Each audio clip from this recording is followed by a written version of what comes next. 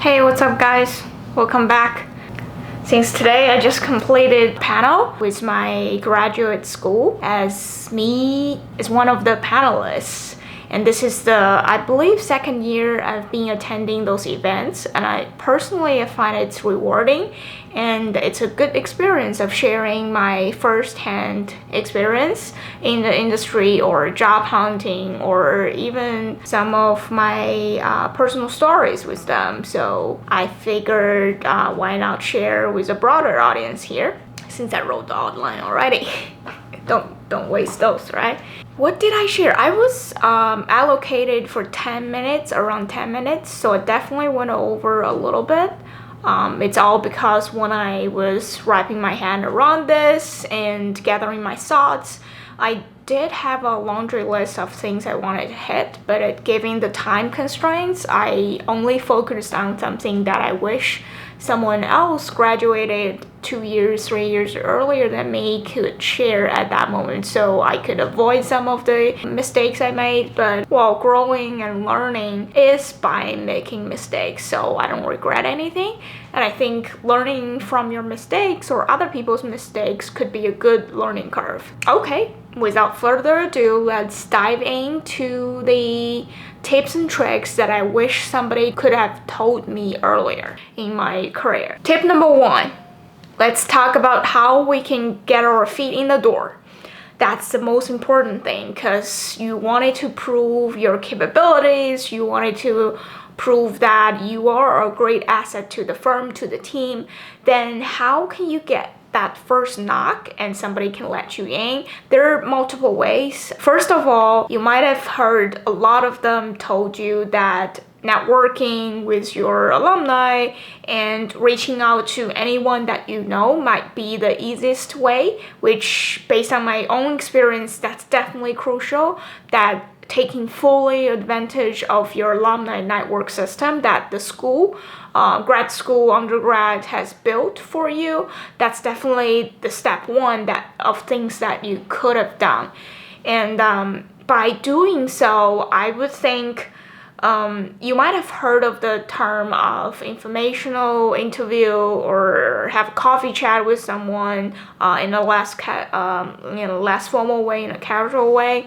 So those things, you want it to be the driver of that conversation. You don't want to let the person who you wanted to talk to drive it. You wanted to actually ask some meaningful questions and lead the conversation and explain why you're setting up this. Basically come with an agenda, and by asking those questions, you can get to know in the industry, which could be some practical and insider view that you can get from those coffee chats.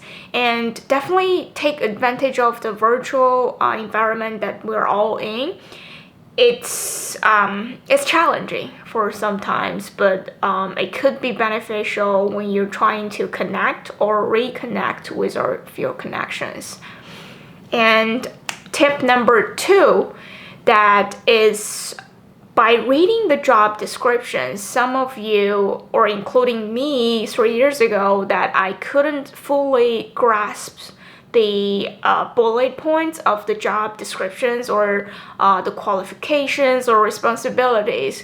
Yes, I might know some like 3 out of 10 bullets that I know what they're talking about, but sometimes I don't know 100%, or even the time allocation. See, you have 10 bullets for the job descriptions, but as an insider, someone might know that you would ended up spending 50% of your time in the first 2 bullets and 30% on the rest 6, or the other ad hoc requests will consume your time as well. So definitely it will be better to get an insider view of how you would actually have your typical day, if it's set or not. So because some people might tell you, oh, I don't have a typical day in my life because my roles and responsibilities keeps changing, evolving every single day.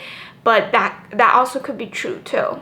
but it's definitely good to understand those. And as I mentioned before, in those coffee chats that you cold email, cold call with someone already, you could bring that up. Like, I came across this position, but I'm not 100% sure of what are all the responsibilities. That's definitely a good topic for you to go through with your interviewee, to understand, dive into the weeds and let them give you some insider view. Okay, so some of the bullets might be bluffing, like they're all fancy words, buzzwords, but they might be able to actually translate that to plain English that we can understand, or how we can link from classroom to the office. So make that linkage. The informational interviewee will be able to give you that view.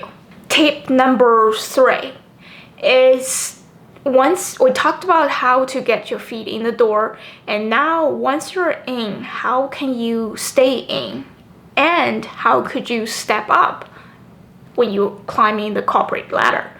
In my personal opinion is, since I came from an Asian culture background, that the deep-rooted philosophy is keep your head down, focus on your work, and your hard work, great work will speak for yourself.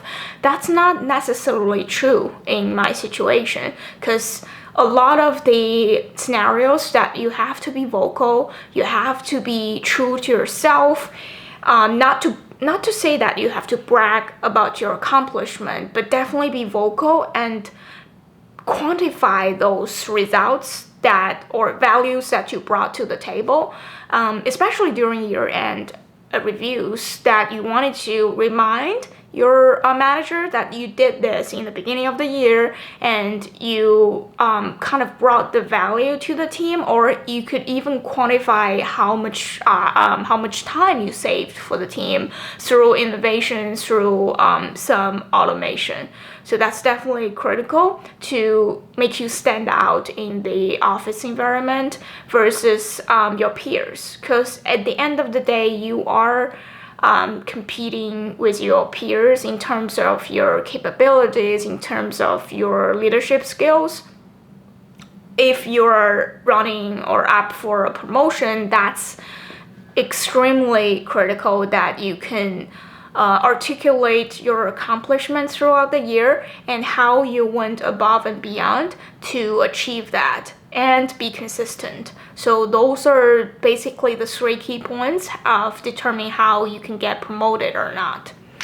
Another point is, since this channel, I know some of you might be bilingual speakers, or you have some heritage with Asian country, or you're from an Asian country, then that will sometimes give you a disadvantage in terms of communication skills as a non-native speaker of English, that it's the communication skills, people skills, and how you could express yourself without any confusion. That is definitely very critical, and the ways of improving that is, based on my own experience, I joined Toastmasters International clubs. So if you're not familiar with, check out on the website.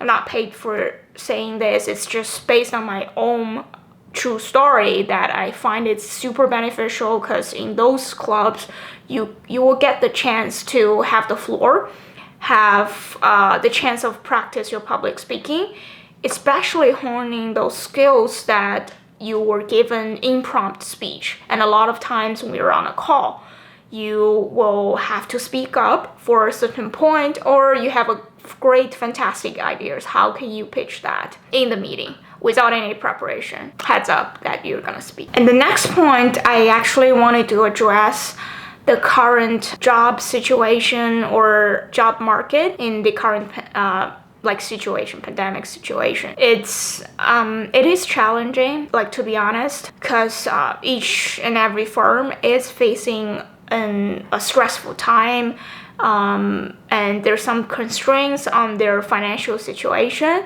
I'm not saying every firm is just like freezing all the positions, but especially in the tech firm, they are actually having a great demand of junior folks joining in the firm and bringing fresh blood and all that. But if you're in a traditional financial industry, there might be tough times. You might be not getting a great bonus this year given the firm is not doing very well. Or because firm has to consider all the situations, all the elements of economics, so they might be playing conservative this year. So don't be surprised that you wouldn't get exactly what you want in terms of promotion, in terms of salary bump. I know that's a bummer, but we're all in this situation, and you just gotta have to live through it, be stronger, and hopefully it will be better next year.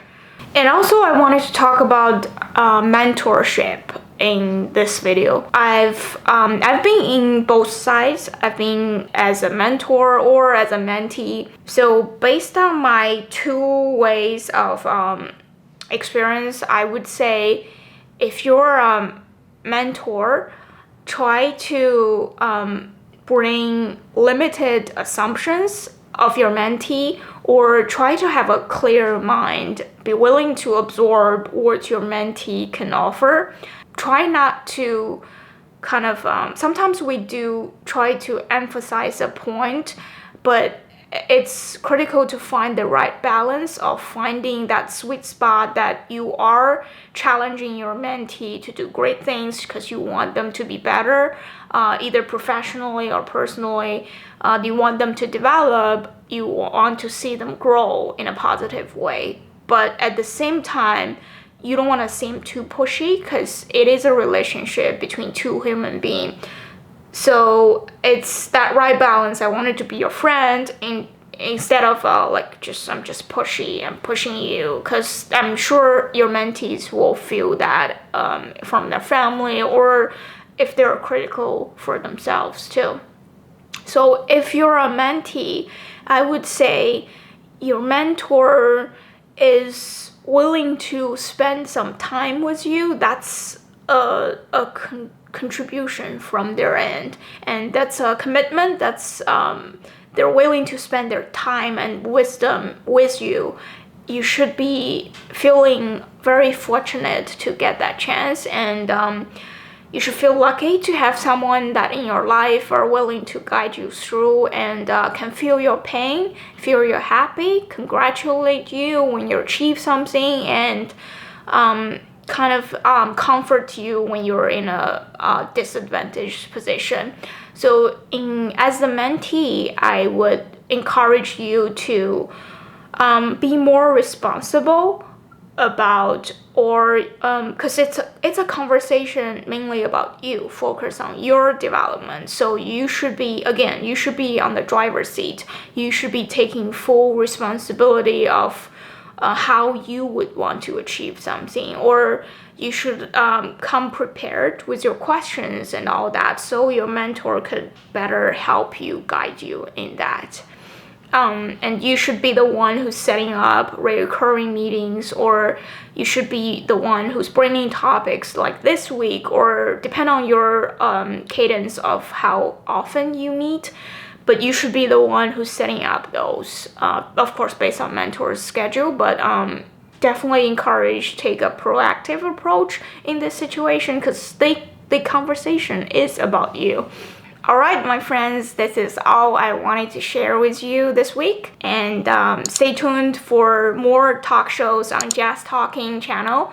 And we're definitely gonna keep posting those language learning sessions, and leave on the comments below if you have any suggestions, or you think what can we do better in the future episodes, or if you have a particular niche area that you wanted to learn words from, definitely let me know, and we'll take that into account when we develop future contents.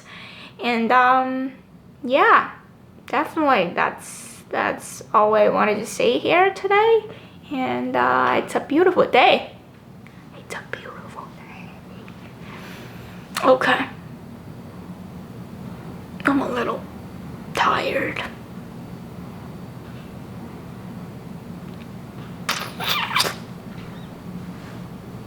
Bye. Alright friends, if you haven't done so, just smash that subscribe button, turn on notification bell, click like, and leave comments below. Thanks for watching, it's Jia here, we'll see you next Friday.